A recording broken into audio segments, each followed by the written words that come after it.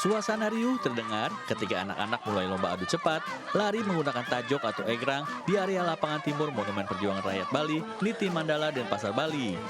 Permainan ini menggunakan 2 batang bambu panjang yang digunakan peserta untuk menjadi alas kaki. Adu cepat sambil menyeimbangkan badan di atas egrang menjadi kesulitan tersendiri.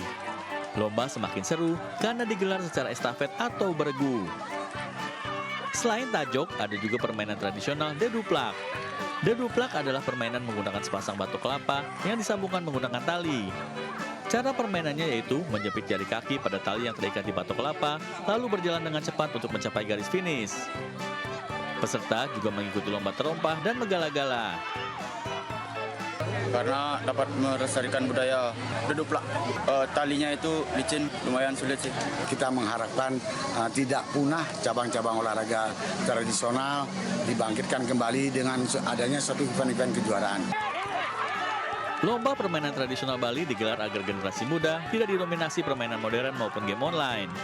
Lomba tidak hanya menjadi unsur hiburan, tapi juga mengajarkan sportivitas, kekompakan, kecerdasan sosial, hingga sarana melatih kemampuan fisik anak-anak. Dari Badung, Bali, Bagus Alit, iNews melaporkan.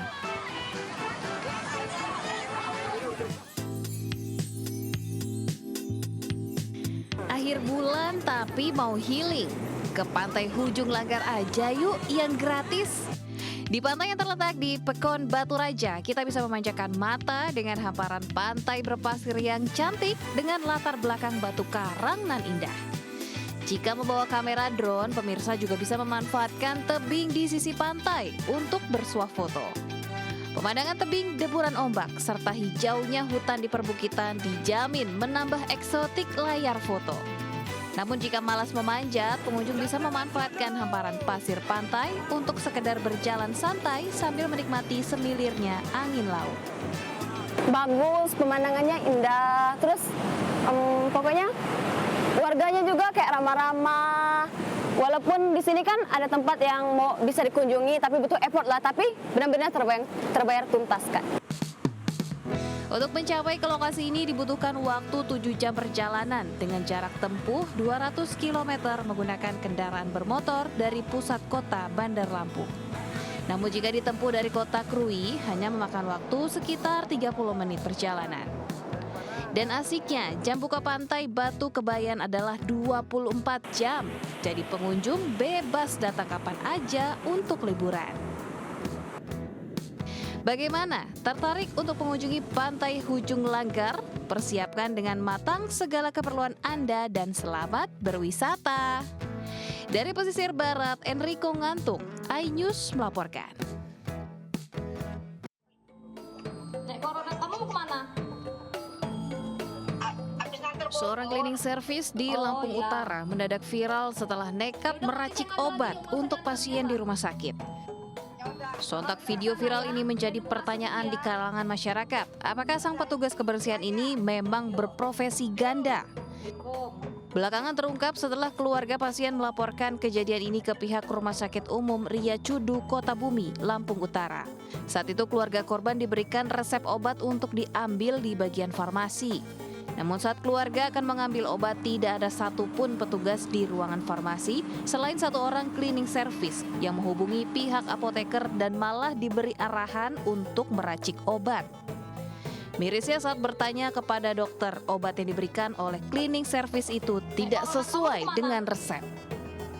Sudah kita tindak lanjuti dan mungkin nanti kita akan melakukan beberapa tindakan, ya, ada sanksi tentunya untuk yang bersangkutan. Kemudian juga mungkin pada kesempatan ini saya ingin menyampaikan permohonan maaf baik secara pribadi maupun secara institusi. Kejadian seorang petugas kebersihan meracik obat tentunya sangat berbahaya untuk pasien dan tidak sesuai prosedur hingga harus diberikan sanksi. Dari Lampung Utara, Lampung, Jimmy Irawan, iNews melaporkan. Pemirsa, unit Paminal Propam Polresta Kendari menciduk seorang anggota polisi di dalam kamar kos bersama seorang wanita idaman lain. Video penggerebekan itu pun viral di media sosial.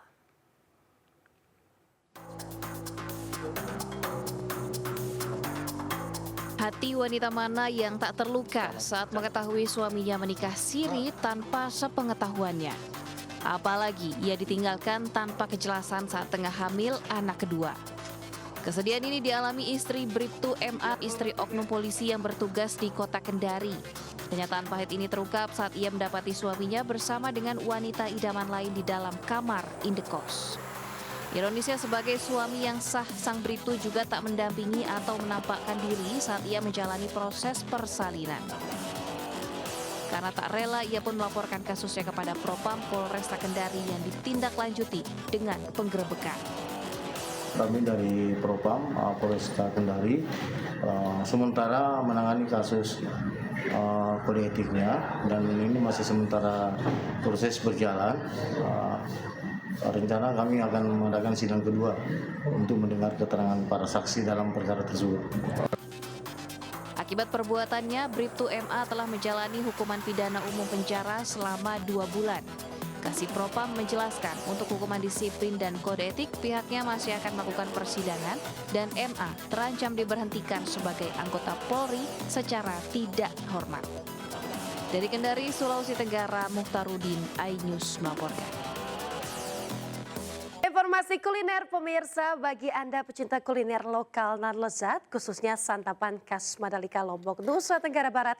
Kini di Jakarta ada restoran yang menyajikan berbagai makanan khas Mandalika. Seperti apa kelezatan nasi puyung hingga beberuk? Kita simak bersama dalam segmen Foodiegram berikut ini. Rasanya enak banget ini. Beneran. Mateng gitu. Berani gak lu? Berani lu, menang gak lawan gua? Menang lah. Ayo balapan ayo. Ayo. Ya udah kita makan dulu. Pas Mandalika katanya enak-enak. Motor lu mana? Iya motor gua mana ya? Ayo.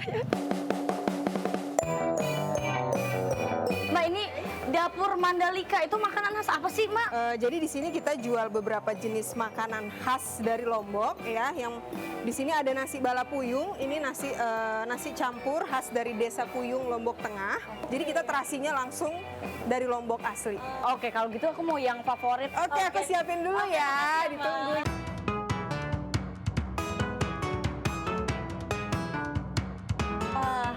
Jalan-jalan ke sirkuit balap. Cakep. Mantap. Makanan saya udah siap. Kayaknya kita harus makan yang ini kayaknya ya.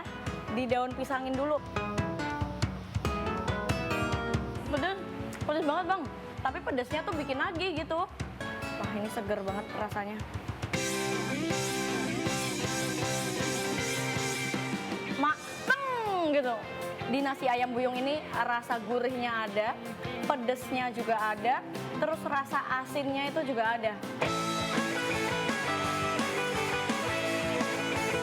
Nah, kalau ini nasi ayam beberuk, sambalnya tomat, lebih seger, nggak terlalu pedes. Ini kulit khas Lombok katanya.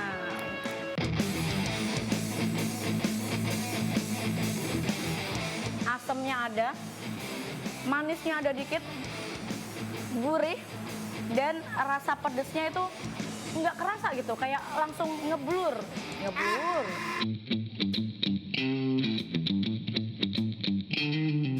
Lanjut, kita makan nasi ayam merumpak komplit. Kelihatan nggak ayamnya di mana BTW?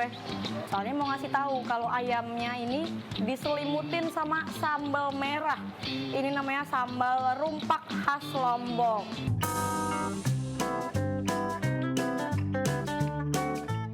Sambal rumpak ini perpaduan antara sambalnya sambal buyung sama beberuk ini. Jadi pedes ada, gurih, asin, asam juga ada. Sumpah ini enak banget sih. Apalagi daging ayamnya tuh empuk-empuk banget. Tulangnya aja udah copot. Gamersnya ngiler, udah ngiler. Lapar ini kita. Yang mau datang, mau nyoba, langsung aja datang ke resto khas Lombok ini yang ada di daerah Cikini, Jakarta Pusat. Dari Jakarta, Giseliana Rahma Laksana dan Ade Supriyatna. Sampai jumpa, bye!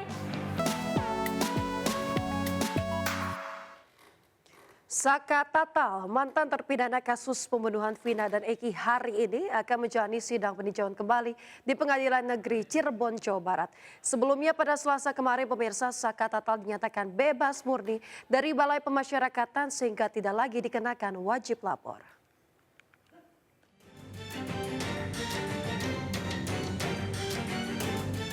Saka Tatal, terpidana kasus pembunuhan Vina dan Eki, akan menjalani sidang peninjauan kembali di Pengadilan Negeri Cirebon, Jawa Barat. Sidang diagendakan berlangsung mulai pukul 10 pagi ini. Tidak ada persiapan khusus yang dilakukan Saka Tatal menjelang sidangnya hari ini. Kendati demikian, Saka Tatal mengaku secara mental dirinya siap menjalani sidang peninjauan kembali. Saka tuh udah siap-siap dari pagi, udah bangun subuh, sholat, berdoa agar sidang Saka ini berjalan dengan lancar. Dan ada dukungan-dukungan juga dari teman-teman dan saudara-saudara, ada tetangga juga, banyak yang mendukung dan menyupport Saka. Seperti diketahui, Saka Tatal menempuh peninjauan kembali untuk membersihkan namanya dari embel-embel status terpidana. Sementara itu, sehari sebelum sidang peninjauan kembali, Saka yang didampingi keluarga dan sejumlah kuasa hukumnya mendatangi kantor Balai Pemasyarakatan Bapas kelas 1 Cirebon untuk menandatangani berita acara pernyataan bebas murni. Dengan demikian, Saka tidak lagi dikenakan wajib lapor. Diketahui Saka Tatal telah menjalani hukuman 3 tahun 8 bulan dari vonis 8 tahun penjara. Dari 7 terdakwa, hanya Saka Tatal yang divonis 8 tahun penjara lantaran masih di bawah umur saat melakukan kejahatan. Sementara 6 terpidana lainnya divonis seumur hidup. Dari Cirebon, Jawa Barat, Tim Liputan iNews melaporkan. Pemirsa, pasca kebakaran yang menghanguskan gedung SD Negeri 01 Pondok Bambu, Durensawit, Jakarta Timur, kegiatan belajar mengajar dialihkan ke Sekolah SD Negeri 07 Pondok Bambu. Dan untuk mengetahui kondisi terkini, kita simak laporan reporter Elsie Keshi berikut ini. Ya pemirsa, bencana kebakaran terjadi di SDN 01 Pondok Bambu, di mana kebakaran ini memang tidak menyebabkan adanya korban jiwa maupun korban luka, tetapi mengakibatkan sekolah SD 01 Pondok Bambu terbakar habis. Oleh sebab itu, untuk mengetahui seperti apa proses ajar mengajar secara lebih lanjut, kami sudah bersama dengan Kasatlak Pendidikan Kecamatan Durensawit, yaitu dengan Ibu Farida. Selamat pagi Ibu Farida. Pagi, Mbak. Ibu Farida, izin tanya Ibu, seperti apa kelanjutan proses ajar mengajar pasca kebakaran yang terjadi kemarin? Proses belajar mengajar tetap kita laksanakan, pelayanan pendidikan kita tetap kita laksanakan. Kita mengadakan pelayanan pendidikan di PB Pondok Bambu 07. Siswa akan kita alihkan semua ke sini dari kelas 1 sampai kelas 6, mulai pukul 12.30 sampai pukul 15.30. Ibu, kemudian nantinya ketika proses pemindahan ini, seperti apa proses adaptasinya akan dilaksanakan oleh para siswa? Kemudian nantinya seperti apa mereka akan melakukan sharing mungkin pada pagi dan pada siang, seperti apa pembagian sesinya? Iya, pembagian sesinya seperti kita mengenalkan anak-anak pada lingkungan, kembali lingkungan sekolah. Kita akan mengenalkan pada anak-anak ruangan-ruangan belajar yang akan mereka gunakan dalam proses kegiatan belajar mengajar. Kemudian guru-guru juga akan hadir nanti pukul 10 untuk kita technical meeting, briefing kepada seluruh guru bagaimana proses pembelajaran nanti akan berlangsung. Terima kasih banyak untuk waktunya Ibu. Ya, pemirsa, itu dia tadi adalah perbincangan saya dengan Kasatlak Pendidikan, dan nantinya memang proses ini diupayakan untuk tidak mengganggu satu sama lain antara SD 01 dan juga SDN 07 yang sama-sama melakukan ajar mengajar di satu gedung yang sama. Dari Jakarta, Elsie Keshi Triawan, iNews melaporkan. Sementara Wakil Presiden terpilih Gibran Rakabuming Raka melakukan uji coba makan siang gratis di 2 sekolah dasar di Kabupaten Bogor, Jawa Barat. Dan 2 informasi ini kami rangkum dalam Indonesia 24 jam.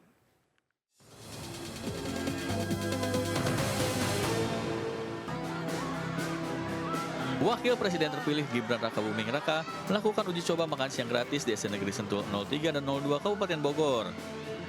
Ratusan paket makanan program makanan bergizi gratis diantar ke sekolah menggunakan layanan pesan antar online. Uji coba makan bergizi bagi anak sekolah akan dilakukan hingga bulan Oktober 2024 mendatang.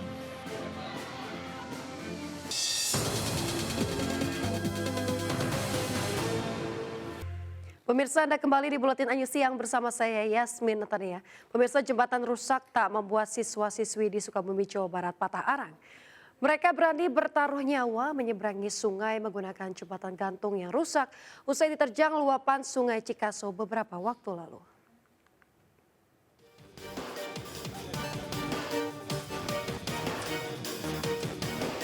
Bukan adegan sirkus atau uji ketangkasan, tapi ini perjuangan bocah SD di Desa Neglasari, Kecamatan Lengkong, Kabupaten Sukabumi, Jawa Barat saat menuju ke sekolah. Setiap hari mereka harus menantang maut menyeberangi Sungai Cikaso dengan cara bergelantungan di atas tali seling dan plat besi jembatan yang miring akibat tersapu arus saat banjir. Karena cukup panjang, sesekali para bocah ini harus beristirahat di tengah jembatan dengan memanfaatkan sisi jembatan yang lebih landai untuk bersandar. Namun ini tak bisa dilakukan dalam waktu lama, karena akan menghalangi warga lain yang menyeberang. Tidak adanya akses yang dekat membuat para siswa nekat melintasi jembatan, karena jika memutar, jarak yang harus ditempuh akan memakan waktu 1 hingga 2 jam dengan kondisi jalan yang rusak. Jika turun hujan dan debit air sungai naik, anak-anak ini terpaksa bolos. Untuk melewati jalan ini, hati berdebar-debar, juga tidak tenang ya. Tidak tenangnya takut saya nyemplung atau anak saya itu takut ke bawah, takut terjadi sesuatu aja. Maka ketika anak-anak ditanya, hati-hati lebih baik diantar oleh orang tuanya.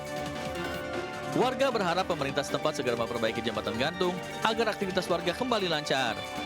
Dari Sukabumi, Jawa Barat, Budi Setiawan, iNews melaporkan.